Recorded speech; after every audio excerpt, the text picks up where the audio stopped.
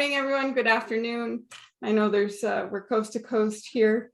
My name is Darby Young, and I am the founder of Level Playing Field Technology. Is it going to work? There we go. I am the founder of Level Playing Field, which started in 2015.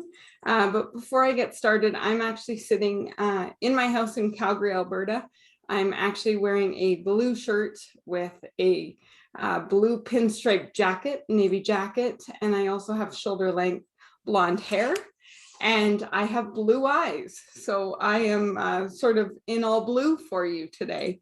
But I am a born and raised Calgarian with mild cerebral palsy, who uses my scooter to get around. I can walk a fair bit, but depending on the distances, I end up having to use my scooter. I'm also a retired para-alpine ski racer, which for those that don't know what para-alpine is, I was a ski racer on 4 skis. So my outriggers, which are considered ski poles, had skis on the end of it. And that was how I was able to use my balance. So I didn't do a sit ski.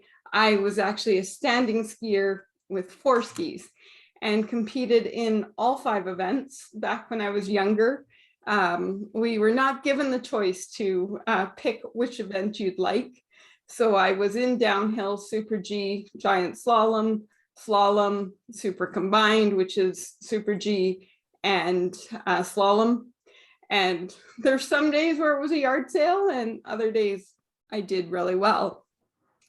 When I first started Level Playing Field, I was also given the award for innovation from the Calgary Stampede.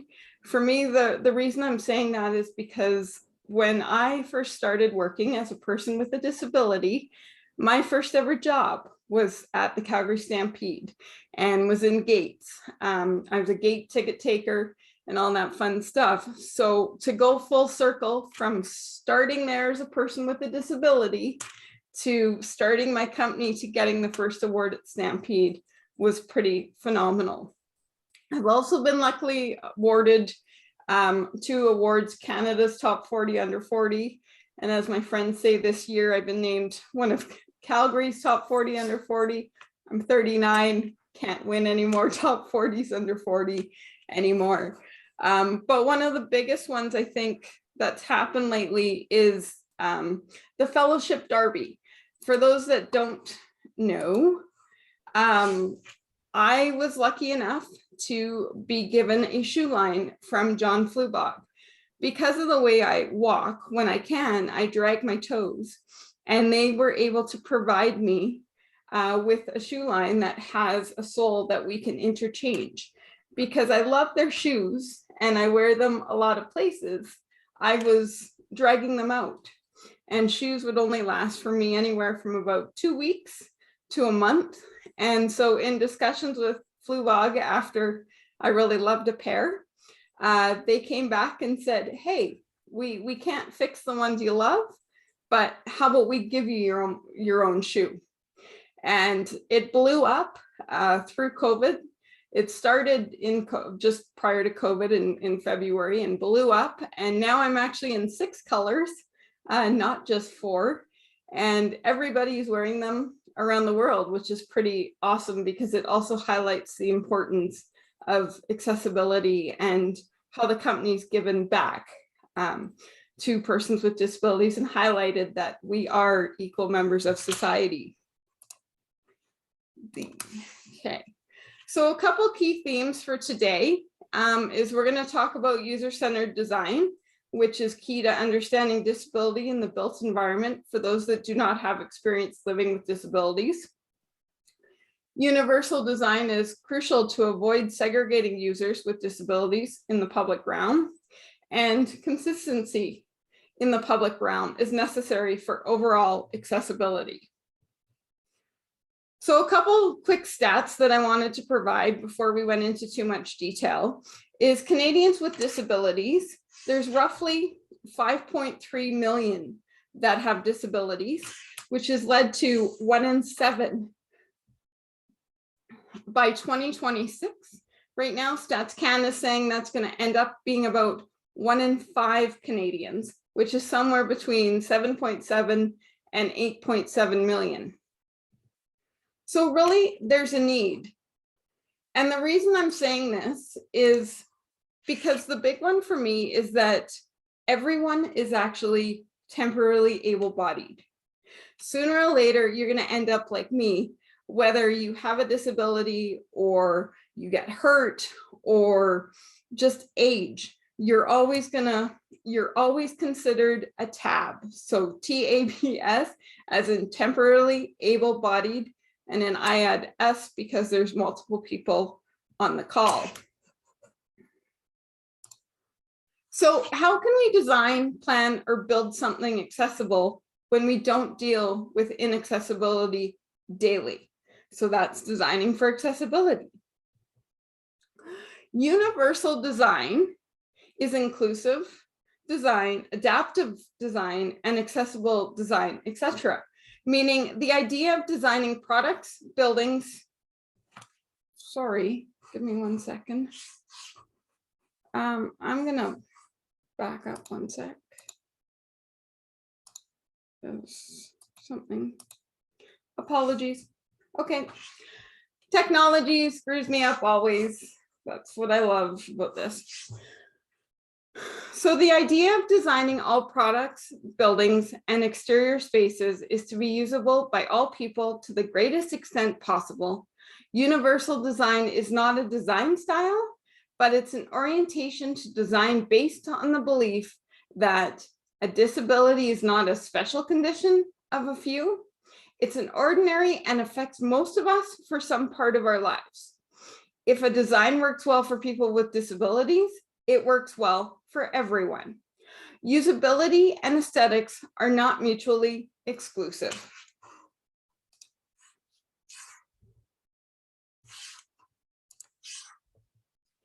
So, by whom and for whom do we design for?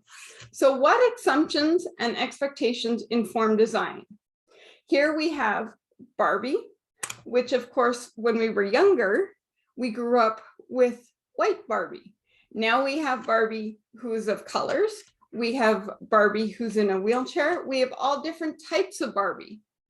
We also have the dummies, the car dummies that were originally built for tiny people, for not normal sized individuals, to be correct. And then we also have what we now have with COVID is the hand sanitizers. Who can actually use these hand sanitizers? Because that's a step on. And for me, yes, if I wasn't on my scooter in my chair, I could do it, but is there something for me to hang on to? So who does it exclude? But also, what about those with vision loss? Have we helped them at all? Or how have we designed to make their spaces accessible and usability and not put them in risk scenarios like the curb cut that we have in front? Because if somebody with vision loss was to follow that curb cut, they would actually end up being a hood ornament by that SUV in the intersection, because it puts them at a 45-degree angle instead of putting them across the street safely. So whose needs are included and prioritized when we design spaces and products? And what questions are not being asked?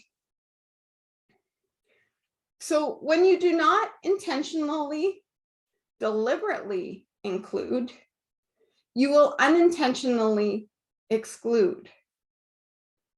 So I say this from the fact of, because a lot of the times we think about, oh, we're going to worry about how we get people in, but then we don't think about how we get people out. We think about the face masks in COVID, but then we forget about those with hearing loss who actually need to read lips. So how does that help them when they can't see? So it's automatically thinking about the users and what the space looks like and making sure that we include everyone instead of excluding everyone. Not everything that is faced can be changed, but nothing can be changed until it's faced. This personally is one of my favorites because it goes on to show that a lot of the times persons with disabilities are faced with challenges where we can't get in a place, or we can't use the hand sanitizer, or we're also profiled, where we end up in situations where people see the disability first, or they don't see it at all. Now, I'd rather be treated as an individual versus an individual with a disability. But at the same time, I don't like to be profiled, where I go into scenarios where people are like, whoa, okay, you're too much to handle, or we can't do that. No, I don't want to be that way, or you don't have the money to be here because I'm riding my scooter.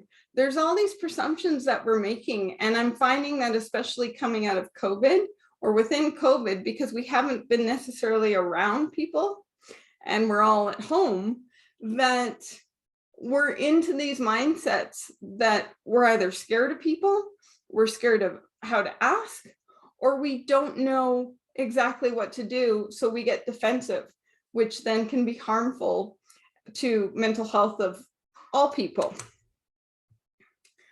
So when we talk about accessibility and inclusion and all those fun words, this benefits everyone. So we're talking about hearing loss, which is the young girl, but what about the Amazon delivery guy? We all know, we all buy on Amazon or Walmart or wherever, and we're having packages delivered. Can they actually get in? Can they deliver those packages to us without great difficulty? What about the seniors in our lives? Our parents, our grandparents, the seniors' homes, all that type of stuff. Are they designed so that they can keep their independence? Families with strollers. When there's families with strollers, then they see the same barriers a lot of the times that persons with mobility disabilities have, because the strollers get put in the same position of, can I get in? Can I not? Then when I talk about TABs, temporarily able-bodied, we've got the young girl here with a broken ankle and she's on crutches. You know, it's sort of the same scenario of, she wasn't like that yesterday, but today she is, and now she's got to maneuver throughout the space. Then we also look at the person who has vision loss, and there comes a curb. You know, what does she have that she can actually safely enter that intersection? There's tactile warning there in front of her, but how is her space designed so that she can freely move around without having to rely on you or I? So universal design is the design of products and environments to be used by all people to the greatest extent possible without the need for adaptation or specialized design. People often think that if something's going to be universal, it's going to be cold and institutional. I myself, as a person with a disability, don't want that, because I don't want to have to go to something that is cold and institutional. I spend enough time in hospitals with injuries and falls and just health problems as it is, that I want spaces to be warm and engaging and not cold and institutional. So it's just a matter of thinking outside the box. So use proactive approach, consider universal design early in the design process. And why I say that is because of this next video. There's no sound.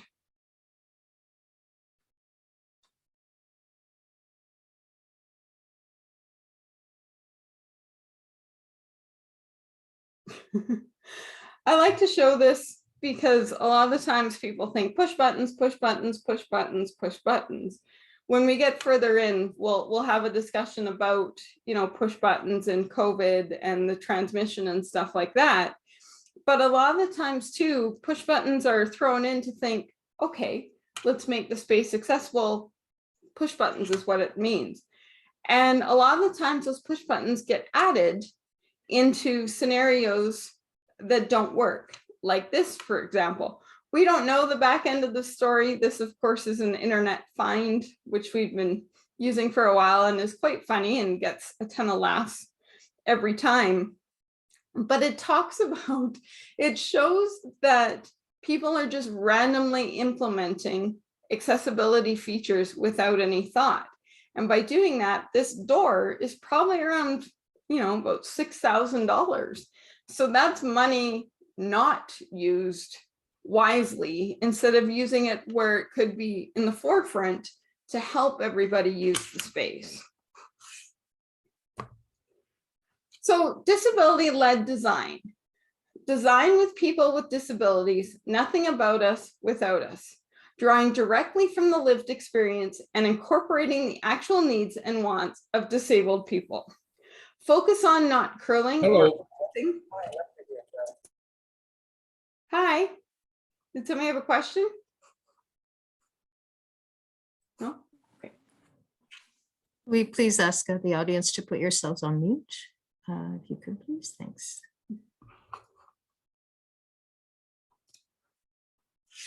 So, sorry, going back to this slide. So focusing not on curling or fixing disability through design, but how design can be enhanced an experience of living with a disability. Designers as collaborators, not saviors, people with disabilities, not as just users, but as drivers of design.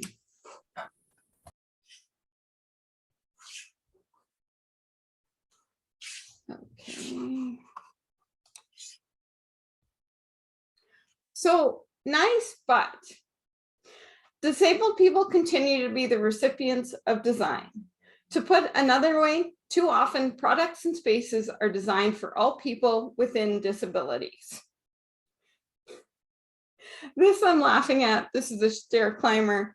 I don't think I'd ever try it. Somebody thought it was a good idea. Not exactly sure how safe it is. But a lot of the times people or able-bodied individuals think about accessibility items and don't necessarily think about the user and who's going to use it.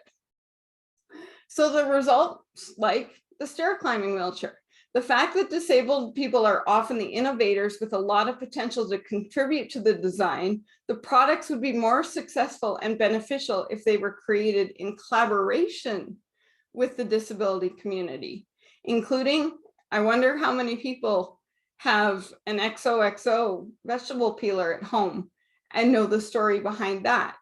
That was designed for persons with disabilities. Have you heard of Fingerworks? Or let's rephrase that. Have you heard of the iPhone touchscreen? So let's talk about accessibility in the face of the pandemic. How inclusive features are undermined in the health crisis and what we can do to improve, what we can do to improve.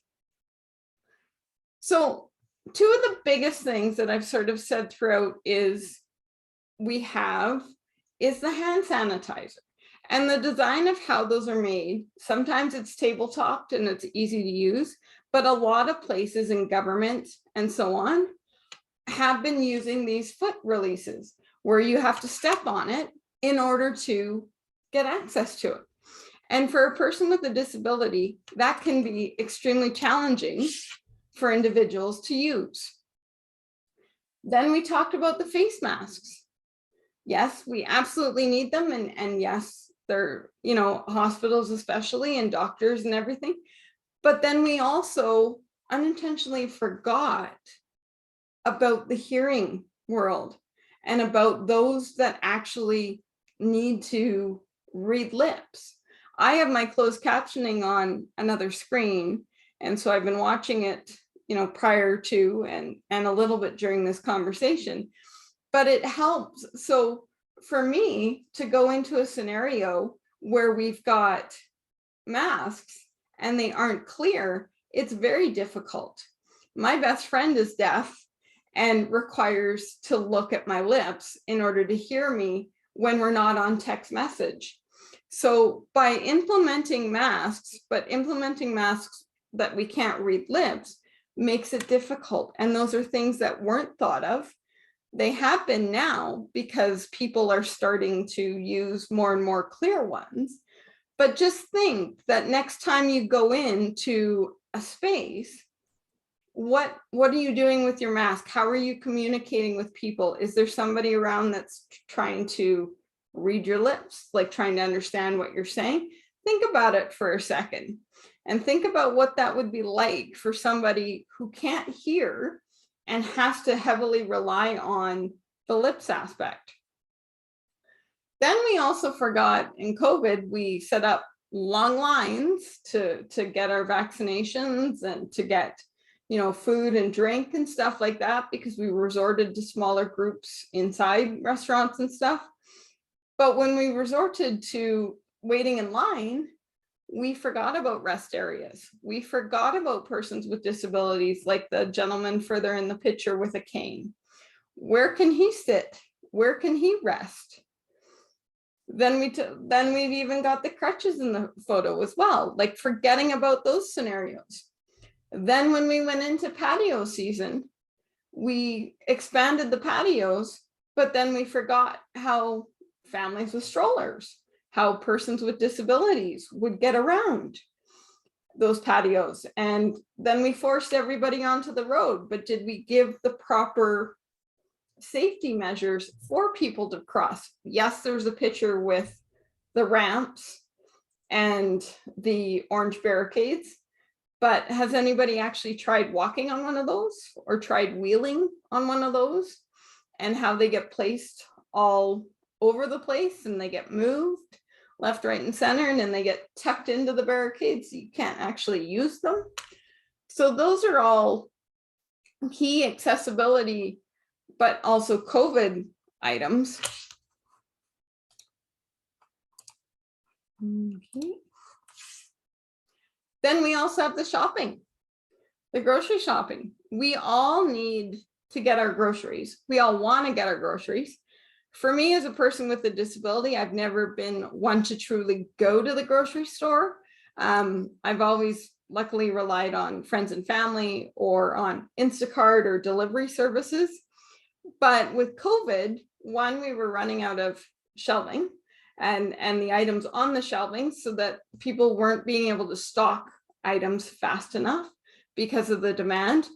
But then people were required to bag their own groceries, which, if you think about that from somebody from a disability standpoint, that's hard to do because people wouldn't actually help you, or it would be touchy to get help, and you were reliant to be self-sufficient. Now, don't get me wrong, I love my independence, absolutely love my independence, and I hate asking for help. But in certain situations, when I can't lift a case of water from the cart onto the conveyor belt, or from the cart into my car, or even from my car to my house, you know, that's where these grocery deliveries are really helpful. But they've definitely changed the way we shop 100%.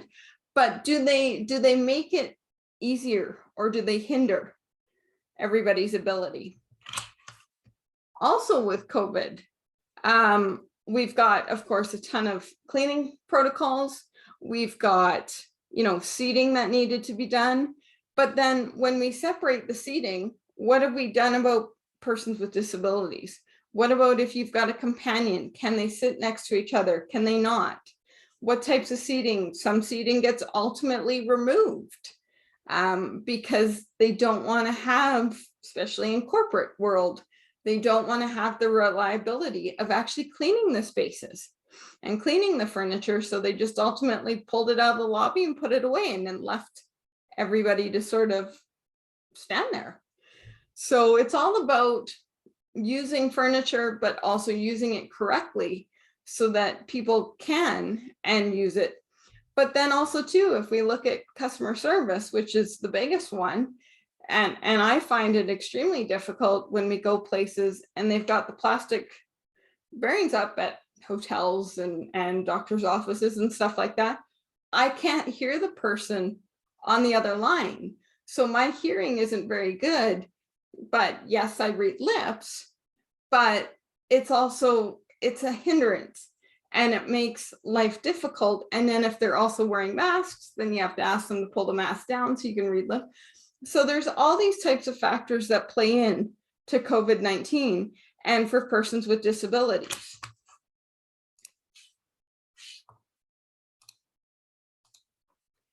So one of the other things that's really come up, and I know the NCCEH has literature on this because this is their document and it's kind of a key item for me, is transmission via contact with surfaces. So contamination surfaces has not been shown to be a major route of transmission, but could still potentially exist. Push buttons can still be unsanitary for many other reasons beside viruses. Well, true. How many times has somebody gone through and used a push button, but used your foot to operate the door opener? And then I come along, and what do I have to do? I have to use my hand or my fist. So then I've got whatever's on the bottom of your shoe now on my hand, instead of you just walking up and hitting it like I would. That's a problem, which is why we really try, where possible, from an accessibility standpoint, to recommend sliders versus push buttons, because they really make it easier, but also less effort for somebody with a disability to get through the doors. So with that, the takeaways are sort of user-centered design is key to understanding disability and the built environment for those that do not have the experience living with disability. Universal design is crucial to avoid segregating users with disabilities in the public realm. And consistency in the public realm is necessary for overall accessibility. Inclusivity benefits everyone. So Anna, I'm going to pass it back over to you, but that's pretty much what I have, because then I figure we've got discussion questions that we can also run with. Oh, that's terrific. Thank you, Darby. That was a great presentation. We really appreciate hearing about your personal experiences, and it was really insightful with all the photos that you showed of the different environmental setups during COVID, during the pandemic. Before we get into the question and answer session with everyone, we have a sort of a thought experiment to share with you. Darby, did you want to go through that? And I think Sharito prepared some slides as well. Sure. Thank you, guys. Thank you. Perfect. So as part of our thought experience, I wanted to ask everybody a couple questions. So I'm going to read these off, and then what we'll do is I'll get you to sort of think about them for a minute, and then I'll go to the next one. And then we're going to come back and try and have a discussion about this. But thinking of your morning routine, where do you wake up? Where are all the amenities in your house? How do you get to work in the morning? And what does that building look like? So thinking of your morning routine, where do you wake up? Where are all the amenities in your house? And how do you get to work in the morning? And what does that building look like? Now put it in to, if you're a person with a disability, could you do it if you didn't have wheels?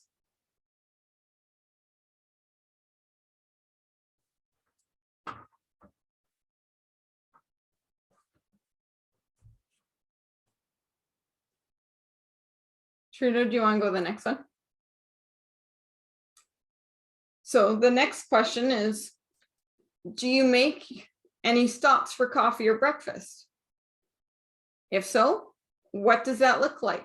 What does that building look like?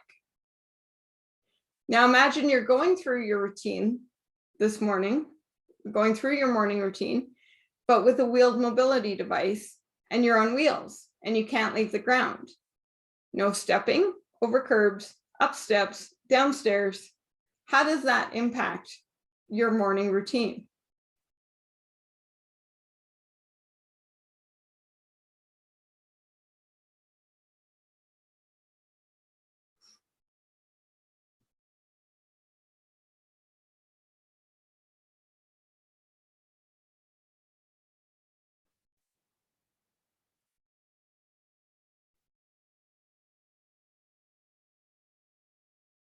Trina, we can go to the next one. Can you still do all the things you did?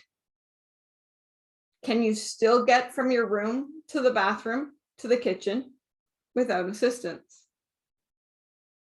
Does the coffee shop you stop at have a step in front of your door? So can you do everything that you normally would if you were in a wheelchair? Or what about if you had vision loss? Could you? How would you order your coffee if you were deaf?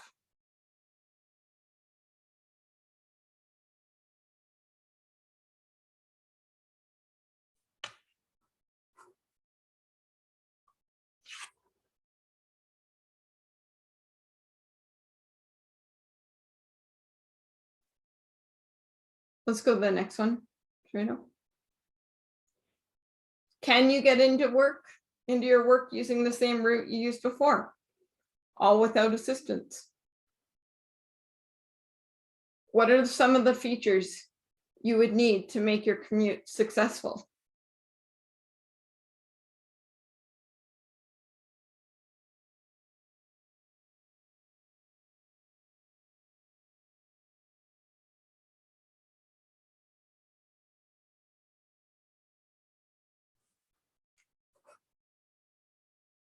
And our last one.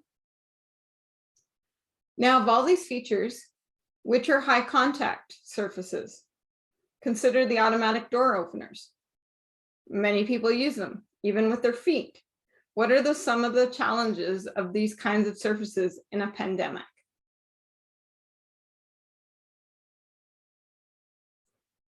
So now out of these features, which are high contact surfaces?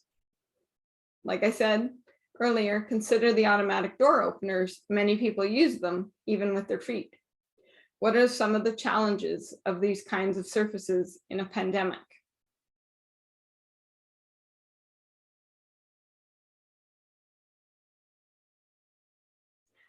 I'd like to open it up and see how many, who's willing to share